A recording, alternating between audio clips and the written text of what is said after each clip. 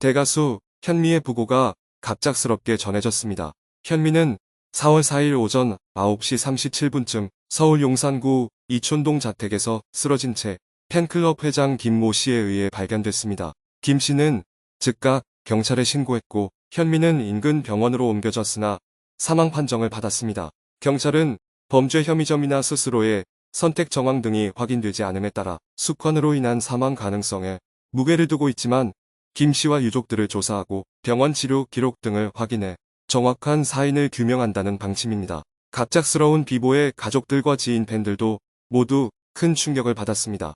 현미의 조카인 배우 한상진은 미국에서 머물고 있던 중에 비보를 접하고 급하게 한국행 비행기편을 알아보고 있는 것으로 전해졌습니다. 또 다른 조카인 가수 노사연 역시 충격에 외부 연락을 받지 않고 있는 것으로 전해졌습니다.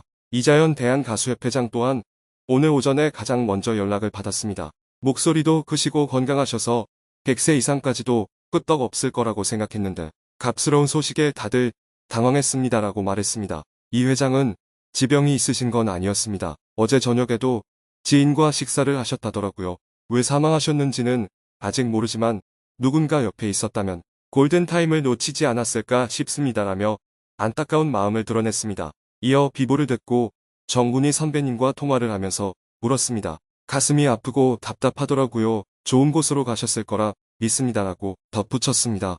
현미의 두 아들도 비보를 접하고 미국에서 급거 귀국 중인 것으로 전해졌습니다. 바로 전날까지도 아무런 증상이 없었기에 더욱 안타까움이 커지고 있습니다. 대한민국 가요계 역사의 한 획을 그은 고인을 기리며 업적을 되돌아보는 시간을 가져보겠습니다. 1938년 평양에서 태어난 현미는 미팔군 위문공연 무대 칼춤 무용수로 활동하다 스케줄을 펑크낸 여가수 배신 무대에 오르면서 가수의 길을 걷게 됐습니다. 1957년 현시스터즈로 데뷔한 그는 작곡가 이봉조의 눈에 띄어 목동화를 선물받아 첫 음반을 냈습니다.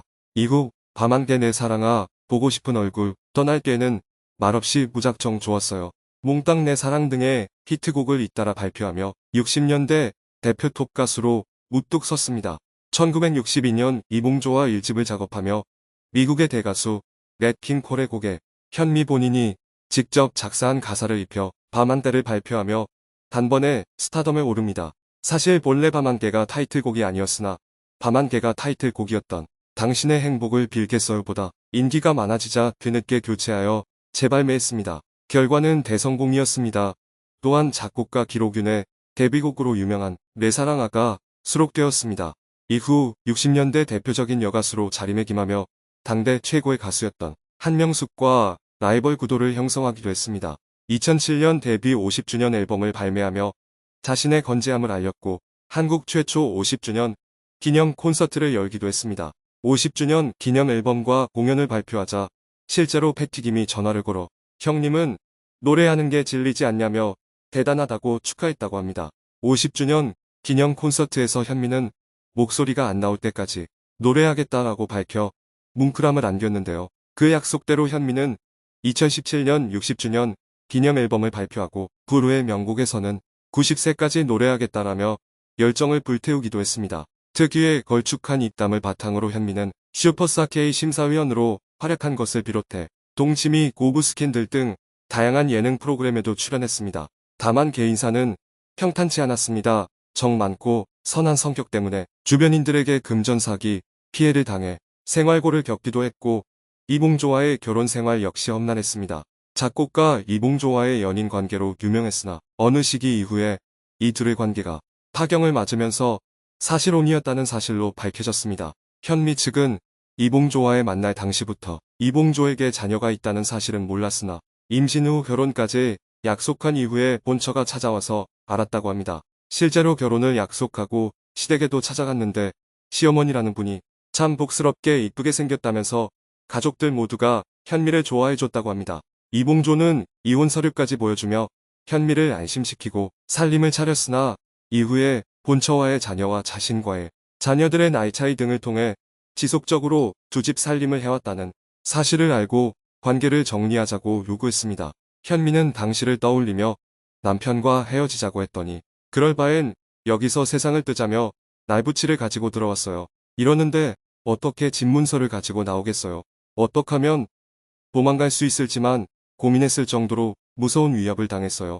아파트 정문에서 숨어 있기도 했어요. 전했습니다. 배우 신성일이 회고하길 60년대 이봉조가 유부남인지 모르고 사랑에 빠진 현미는 이봉조와의 사이에서 아이를 둘이나 낳고 키웠어요.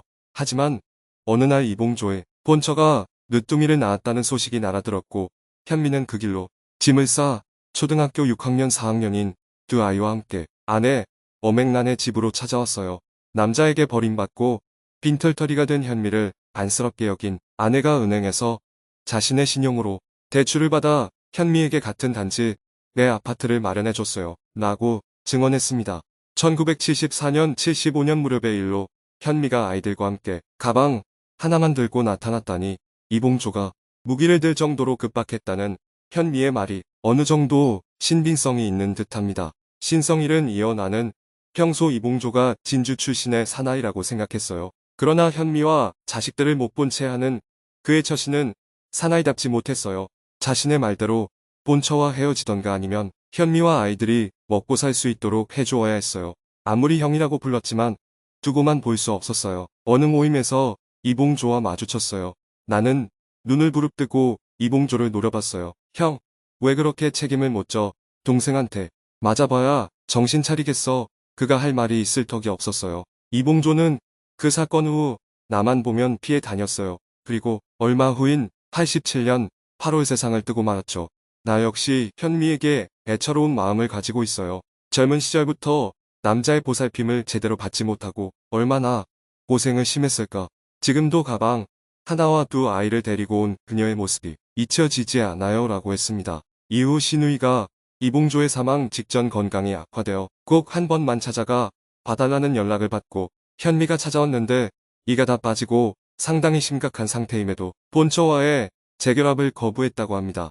그리고 틀니를 낀 상태로 색소폰을 부는 모습에 충격을 받아 그 자리에서 서로 오열했다고 합니다.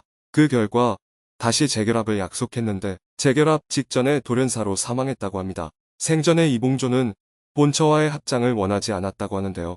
실제로 이봉조 측의 가족들이 평생 이봉조가 본처와의 합장을 원하지 않았다며 합장을 거부하자 본처 자식들의 요구와 현미 측의 배려로 합장했다고 합니다.